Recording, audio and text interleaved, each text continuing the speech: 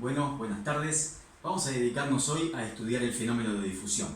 La difusión es un fenómeno que ocurre en forma constante en la naturaleza. Por ejemplo, las moléculas de aire que nos rodean, las moléculas de agua que tenemos adentro de un vaso, las moléculas de azúcar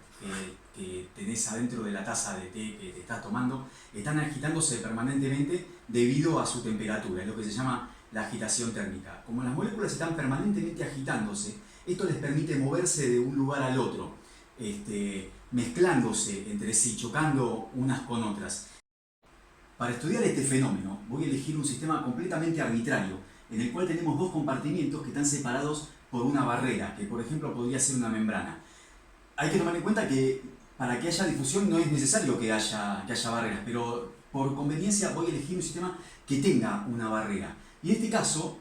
tenemos dos compartimentos que llamamos A y B, separados por esta barrera. El primero de estos compartimentos, el compartimento A, tiene una solución 0,1 molar de un soluto X y el compartimento B tiene una solución 0,01 molar del mismo soluto. Es decir que este compartimento tiene una concentración de soluto que es 10 veces mayor que este compartimento. Lo primero en lo que uno tiene que pensar es en cuáles son las cualidades de esta barrera, es decir, fundamentalmente, si esta barrera permite el pasaje de las sustancias. En particular, uno tiene que tomar en cuenta que es completamente diferente lo que va a pasar si esta barrera deja pasar al soluto X que si no deja pasar al soluto y, por ejemplo, deja pasar solamente al agua que forma el solvente en nuestro ejemplo. Si la barrera no permite el pasaje de soluto, pero sí permite el pasaje de agua, entonces lo que va a ocurrir es ósmosis, va a haber flujo osmótico desde el compartimento donde el soluto está menos concentrado hacia el compartimento donde el soluto está más concentrado. Pero si la barrera permite el pasaje de soluto, entonces las moléculas de soluto de un lado y del otro van a empezar a atravesar la membrana cambiando de compartimiento. Esa interacción entre el soluto y la barrera, en este caso una membrana, puede describirse mediante el coeficiente de reflexión o coeficiente de Staberman, que se representa con la letra sigma y que básicamente representa qué probabilidades hay de que esa molécula, cada vez que choca contra la membrana, consiga atravesarla. Es decir, por ejemplo, supongamos que si las moléculas de soluto chocan contra la membrana, pero no consiguen atravesarla en ningún momento o en ninguna circunstancia, entonces siempre la molécula se ve reflejada y por lo tanto ese coeficiente de reflexión va a ser igual a 1, mientras que si cuando la molécula que se viene moviendo choca con la membrana y consigue atravesarla, si siempre sucede esto, entonces esa molécula nunca se ve reflejada y por lo tanto el coeficiente de reflexión vale 0. Valores intermedios del coeficiente de reflexión entre 0 y 1 representan diferentes probabilidades de que la molécula cuando choca atraviese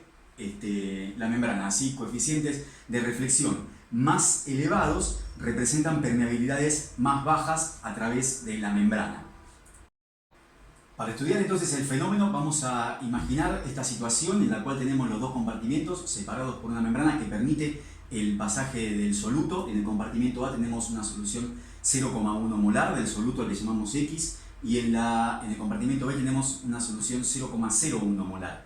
del mismo soluto. Vamos a imaginar entonces dos situaciones. En la primera de esas situaciones vamos a imaginar que tenemos el compartimento A con una solución 0,1 molar del soluto y en el compartimento B solamente tenemos el solvente, o sea que no hay moléculas de soluto. Si esta barrera, esta membrana, permite el pasaje de este soluto, existen probabilidades de que las moléculas de soluto al chocar con la membrana la atraviesen, pero al principio, como no hay moléculas de soluto en el compartimento B, no hay posibilidades de que haya moléculas de soluto que pasen desde B hacia A. De modo que lo que uno va a tener es un flujo neto desde A, de moléculas de soluto desde el compartimento A hacia el compartimento B, por lo menos al inicio. En la otra de las circunstancias vamos a imaginar que tenemos solamente el compartimento B con soluto y el compartimento A lo tenemos con el solvente únicamente. En esta circunstancia, al igual que en la anterior, existen posibilidades de que al inicio las moléculas de soluto que hay en el compartimento B pasen hacia el compartimento A, pero al inicio no hay posibilidades de que haya moléculas de soluto que pasen de A hacia B, porque al inicio no hay moléculas en A, moléculas de soluto en A.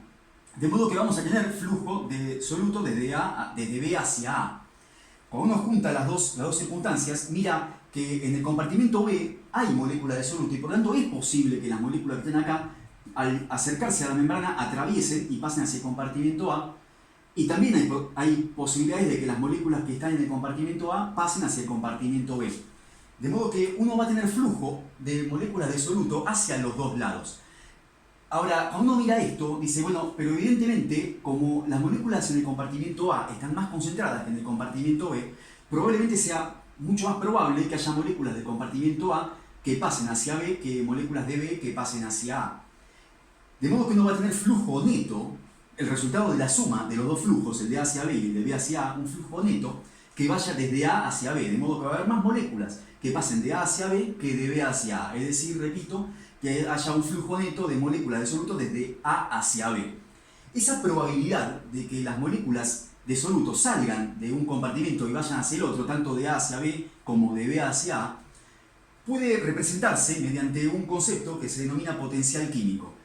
El potencial químico, no, estrictamente hablando, no es esta probabilidad, pero está vinculado con la probabilidad de que el soluto salga del compartimento, está vinculada con el potencial químico. Ese potencial químico tiene una expresión matemática que es esta, donde este es el potencial químico de ese soluto en este compartimento A,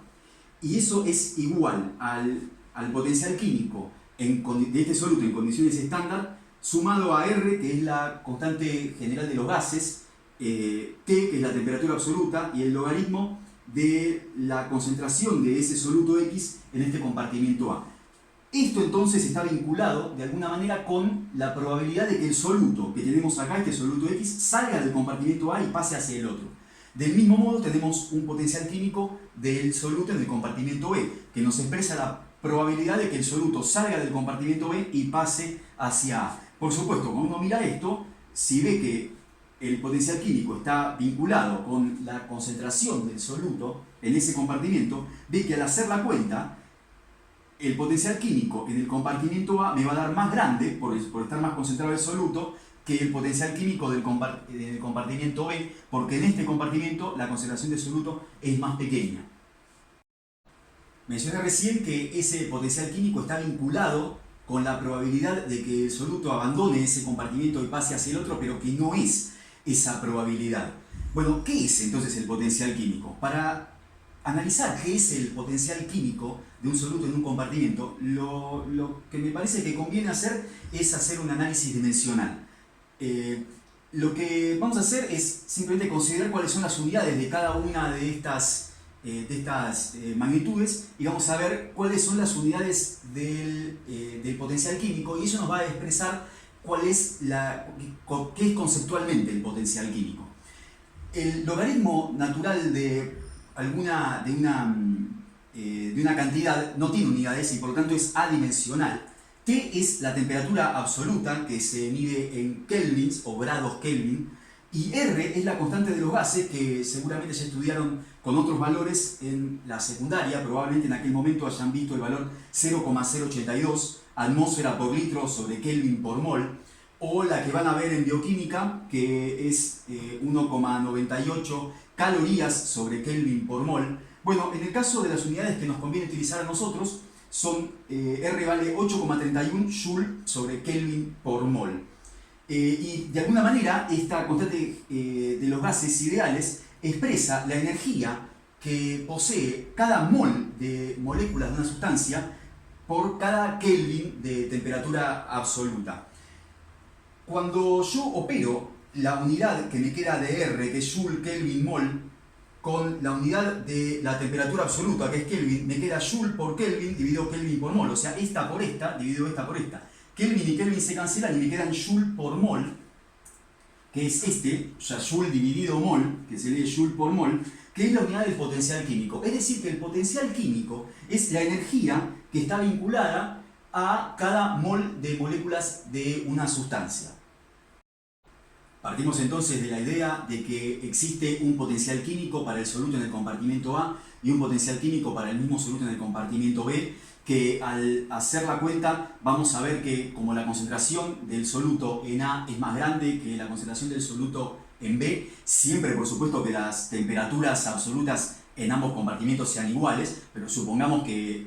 esa condición se cumple, la temperatura es la misma en los dos. Como en este compartimento la concentración es más grande que en este otro compartimento, el potencial químico del soluto en el compartimento A es mayor que el potencial químico del soluto en el compartimento B. Es decir, que hay una diferencia de potencial químico que es ni más ni menos que la resta entre el potencial químico en un compartimento y el potencial químico en el otro. Esta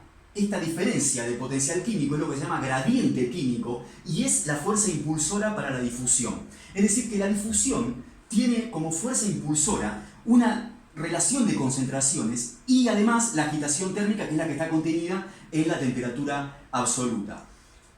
Vamos a operar esta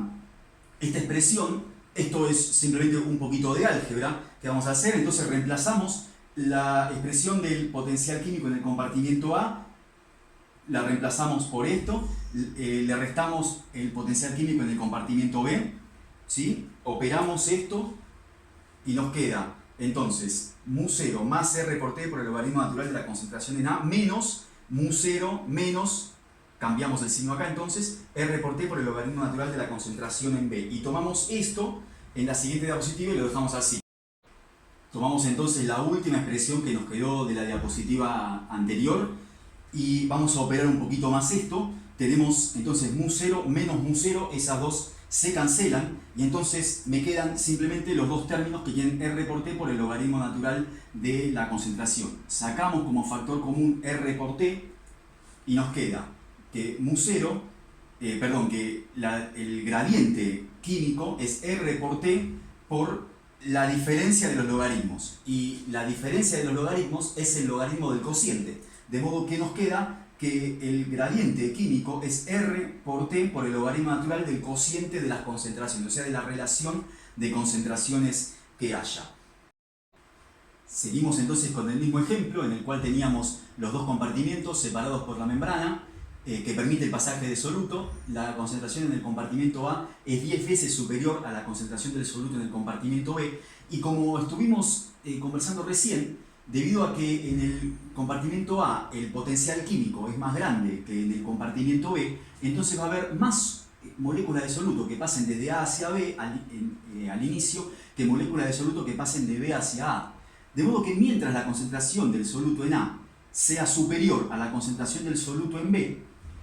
va a haber más moléculas de soluto pasando de A hacia B que pasando de B hacia A. Entonces la concentración del soluto en B va a ir subiendo a la par que la concentración del soluto en A va a ir bajando debido a este pasaje de sustancias. Si uno graficara la concentración del soluto X en ambos compartimientos a través del tiempo, lo que vería es entonces que en el compartimento A partimos de una concentración 0,1 molar y esa concentración a través del tiempo va a ir descendiendo, mientras que en el compartimento B partimos de una solución 0,1, de una concentración 0,01 molar y esa concentración va a ir subiendo. ¿Hasta qué momento se va a producir este flujo neto? El pasaje de sustancias a través de la membrana va a existir siempre, pero va a haber flujo neto, es decir, va a haber diferencia en el flujo que haya de un compartimento hacia el otro con respecto al que haya del otro compartimento hacia el primero, siempre que las concentraciones sean diferentes, o sea, en realidad siempre que los potenciales químicos sean diferentes. Pero si las temperaturas son iguales, el potencial químico va a depender fundamentalmente de la concentración. Entonces, siempre que la concentración del soluto en un compartimento sea mayor que en el otro compartimento, va a haber más flujo desde ese compartimento hacia el otro que desde el otro hacia este. Ese flujo neto va a cesar cuando las concentraciones en ambos compartimentos sean iguales, es decir, cuando el potencial químico en este compartimento sea igual que el potencial químico en este compartimento, la cantidad de moléculas que abandonen este compartimento pasando hacia el otro va a ser igual a la cantidad de moléculas que salgan del otro compartimento y pasen hacia el primero. Entonces, cuando los dos potenciales químicos sean iguales, los flujos hacia un lado y hacia el otro van a ser iguales. Y en ese momento se va a haber alcanzado el equilibrio. Entonces, si uno graficara las concentraciones a través del tiempo, lo que encontraría sería esto. De modo que se llegaría a una concentración igual en ambos compartimentos y entonces el flujo neto sería cero porque la cantidad de moléculas que pasarían hacia un lado sería igual que la cantidad de moléculas que pasarían hacia el otro en una determinada unidad de tiempo. Y esa concentración, si los volúmenes del compartimento A y el compartimento B fueran iguales, la concentración sería el promedio exacto entre las concentraciones iniciales en los dos compartimentos, o sea, 0,055 molar, que es el promedio de las dos. Ahora, ¿de qué depende la velocidad con la que las moléculas pasan de un lado hacia el otro y por lo tanto la velocidad con la que se alcanza el equilibrio? Bueno, les presento dos casos entonces. Un caso en el cual en muy poquito tiempo se alcanzan las concentraciones de equilibrio y otro caso en el cual se tarda más tiempo en alcanzar el equilibrio. Bueno, entre estos dos casos la diferencia se debe a la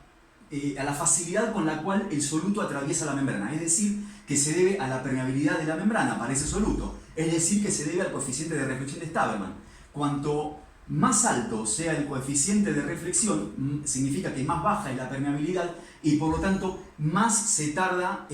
menor es el flujo y más tiempo se tarda en alcanzar el equilibrio, mientras que si el coeficiente de Staberman es muy bajo, o sea que la permeabilidad es muy alta, rápidamente se alcanzan, el flujo es muy alto y rápidamente se alcanzan las concentraciones de equilibrio.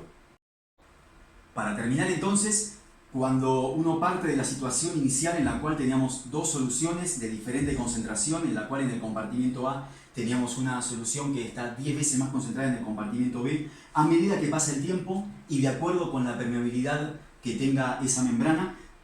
con mayor o menor velocidad se va a ir bajando la concentración en el compartimento donde la concentración es más alta y va a ir subiendo la concentración en el compartimento donde la concentración inicial era más baja, de modo que cuando se alcanza el equilibrio, los potenciales químicos en ambos compartimentos van a ser iguales y por tanto la probabilidad de salida del soluto de un compartimento o del otro van a ser iguales. Entonces, para cerrar el tema, en el momento en el que se alcance el equilibrio, los potenciales químicos van a ser iguales, es decir, que el potencial químico del soluto en el compartimento A es igual que el potencial químico del soluto en el compartimento B. Las concentraciones serán iguales porque el potencial químico, si la temperatura de los dos compartimentos es igual, depende de la concentración. Entonces la concentración del soluto en A va a ser igual que la concentración del soluto en B y por lo tanto, como las probabilidades de salida del soluto de un compartimento hacia el otro o del otro hacia el primero son iguales, entonces el flujo neto va a ser cero.